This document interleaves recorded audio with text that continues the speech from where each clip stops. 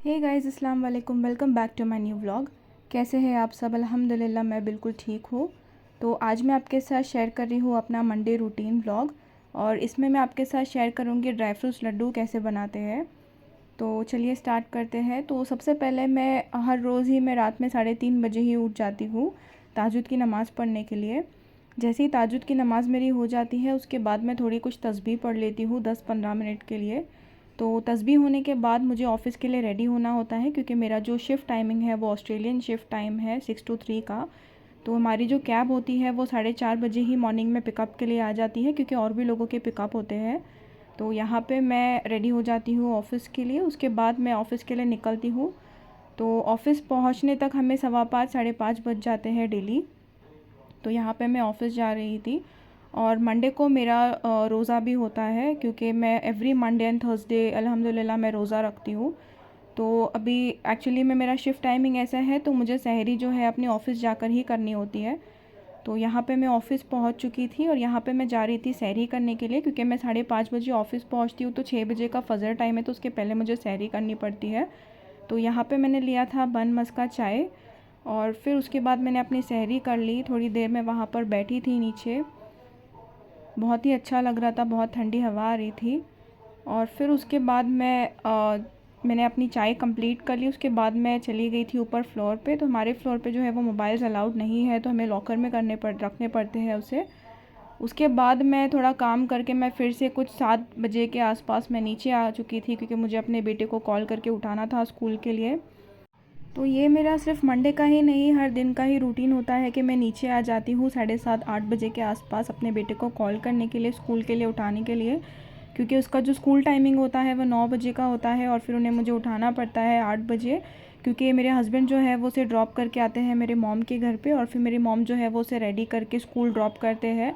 और जैसे ही उसका स्कूल ओवर होता है 12:30-1 बजे के आसपास, तो मॉम उसे जाके पिक भी कर लेते हैं, क्योंकि मेरे हस्बैंड का भी ऑफ़िस होता है, वो 10:30-11 बजे निकल जाते हैं ऑफ़िस के लिए। तो मॉम ही है जो उसे देखते हैं मेरे घर जाने तक, उसे स्कूल से लेके आना, उसका ख्याल रखना, सब कुछ मेरी मम्मी देखते हैं। और अगर कभी कभार अगर वो स्कूल नहीं जाता है तो उसके दादा दादी के घर पे चला जाता है, वो लोग भी माशाल्लाह बहुत अच्छे से ध्यान देते हैं उसका। तो अल्हम्दुलिल्लाह मुझे कोई चीज़ की टेंशन नहीं है मेरे बेटे के लिए, क्योंकि मेरी जो फ़ैमिली है वो बहुत ही ज़्यादा सपोर्टिव है मुझे इसमें। और फिर उसके बाद जैसे ही मेरा ऑफ़िस हो जाता है तो मैं उसे जाके वहाँ से पिक कर लेती हूँ अपने मॉम के घर से, और फिर मैं अपने घर पहुँच जाती हूँ उसे लेकर। तो यहाँ पे मैं निकल चुकी थी 3 बजे, और यहाँ देखिए अचानक बारिश शुरू हो चुकी थी। ठंडी के मौसम में अचानक बारिश होने लगी थी यहाँ पर। ये 2024 की फ़र्स्ट रेन थी, तो मुझे बहुत ही अच्छा लग रहा था बारिश में भीगते हुए जाना। तो यहाँ पे मैं जा रही थी अपनी कैब की तरफ, और फिर रास्ते में मैंने कोई वीडियो नहीं लिए क्योंकि बारिश बहुत ज़्यादा हो रही थी। तो यहाँ से मैं जैसे ही ऑफ़िस से घर के लिए आती हूँ, मैं रास्ते से अपने बेटे को भी पिक कर लेती हूँ, और प्लस मुझे जो ग्रोसरीज़ लेनी होती है घर के लिए वो भी मैं लेते आती हूँ। और फिर यहाँ पे मैं घर पहुँचकर डेली मेरा यही है कि मुझे सबसे पहले तो नमाज़ पढ़नी होती है ज़ोहर की, क्योंकि ज़ोहर के लिए तो टाइम नहीं होता है। तो जल्दी से आके मैं अपनी नमाज़ पढ़ लेती हूँ ज़ोहर की। उसके बाद मुझे फ़ौरन लग जाना होता है डिनर के लिए, प्रिपरेशन के लिए, क्योंकि मेरे पास ज़्यादा टाइम नहीं होता। अगर मैं इसमें लेट कर दूँ तो मुझे रात में सोने के लिए लेट हो जाता है। तो यहाँ पर मैं अपने घर क्लीनिंग और मॉपिंग सब कुछ यहाँ पे मैं ख़ुद ही करती हूँ, क्योंकि यहाँ पर हमारे यहाँ पे जो मेड है उनका सबका मॉर्निंग टाइम होता है आने का, और मॉर्निंग में मेरे हस्बैंड और मैं दोनों भी अवेलेबल नहीं होते हैं घर पे। तो यहाँ पे हमें कोई मेड नहीं मिलती, तो मुझे सारा काम खुद अकेले ही करना पड़ता है, घर का क्लीनिंग, मॉपिंग, कुकिंग सब कुछ। तो आप समझ सकते हैं ऑफ़िस जाकर आना प्लस घर का काम करना, प्लस अभी मैं जो वीडियोस बना रही हूँ यूट्यूब के लिए, उसमें टाइम देना बहुत ही ज़्यादा मुश्किल हो जाता है। बट अल्हम्दुलिल्लाह कैसे करके मैं मैनेज कर लेती हूँ सब कुछ। तो मेरी नींद जो है वो ज़्यादा नहीं होती, मतलब डेली मैं सिर्फ 4 या 5 घंटे ही सोती हूँ, उससे ज़्यादा मेरी नींद नहीं होती। वीकेंड पे भी मैं ज़्यादा नहीं सो पाती हूँ, क्योंकि मेरा बेटा जो है वो मॉर्निंग में ही जल्दी उठ जाता है, तो उसके साथ मुझे भी उठना पड़ता है। और फिर यहाँ पे मेरा सब हाउस क्लीनिंग वो सब हो चुका था। उसके बाद मैं यहाँ पर अपने प्लांट्स को पानी देने के लिए आ गई थी, और ये बाहर देखिए मेरे घर के बाहर का व्यू है, बहुत ही माशाल्लाह बहुत ही प्यारे से प्लांट्स ट्रीज़ यहाँ पर लगे हुए हैं नीचे साइड पर। तो फिर इसके बाद मुझे डिनर रेडी करना होता है। क्योंकि मेरे हस्बैंड जो है वो रात में 10:30-11 बजे तक आ जाते हैं, तो उसके पहले मुझे डिनर रेडी करके रखना पड़ता है। तो यहाँ पे मैं डिनर रेडी कर रही थी, प्लस इसके बाद मुझे कुछ इफ्तार के लिए भी बनाना था, अपने रोज़ा था इसलिए, तो उसका भी मैं सब प्रिपरेशन कर रही थी।